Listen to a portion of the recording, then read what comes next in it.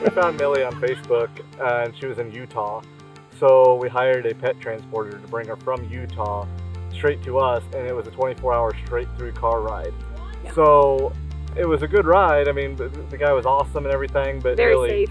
yeah, Yep. Millie struggled with all the anxiety from it, and came home and just had massive kennel anxiety to the point where we were deciding is if we're going to have to get rid of her or we're going to keep her, you know, kind of thing. And luckily I stumbled upon Chelsea's name and called her up, and it was that deal when I called her, it was like at home, you know. It's like I called Chelsea, and the first 5 seconds on the phone I was like, this is our girl. Like, I didn't even know what to expect, but I was like, we're hiring this girl. I didn't care what Mady said. We were doing it, and thankfully Chelsea saved our dog. I was at home with her because I'm a teacher and I have summers off, and so I was at home, and anytime I would go to leave, she would scream. She was losing clumps of hair in the kennel. She was having accidents like crazy. She was puking. I mean, she was so worked up about us leaving that it gave me the worst anxiety to go do anything. And so Taylor called me and he's like, I found someone that's really gonna help. And I'm like,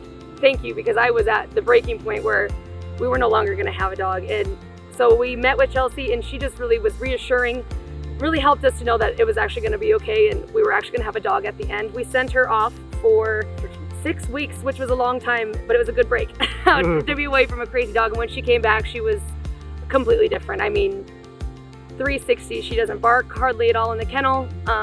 We learned all sorts of tricks and everything to do with her to just make her the best family dog. Now she goes to school with me. She's a therapy dog. The kids in our special ed classrooms absolutely love seeing her.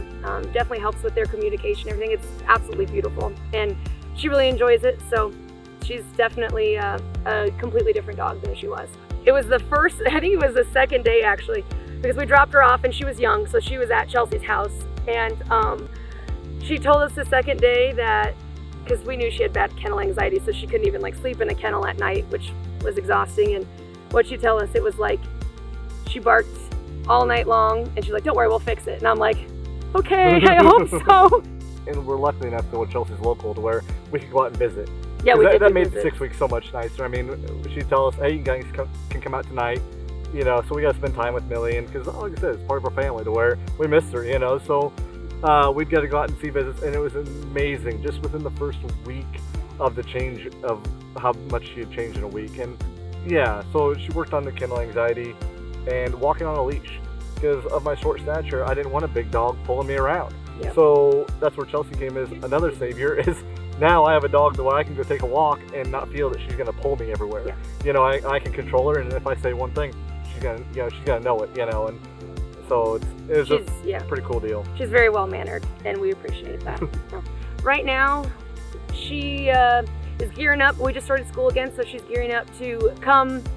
She won't be every day just because we have another dog at home that would miss her too much. So we'll use her definitely in the schools. She'll come visit. And she's just kind of hanging out, being the best family dog. Along with all this training, she is a well-mannered dog, but she also gets to live the life of a good, happy dog. So playing and doing all the fun things that a regular, untrained dog might do, but with more manners.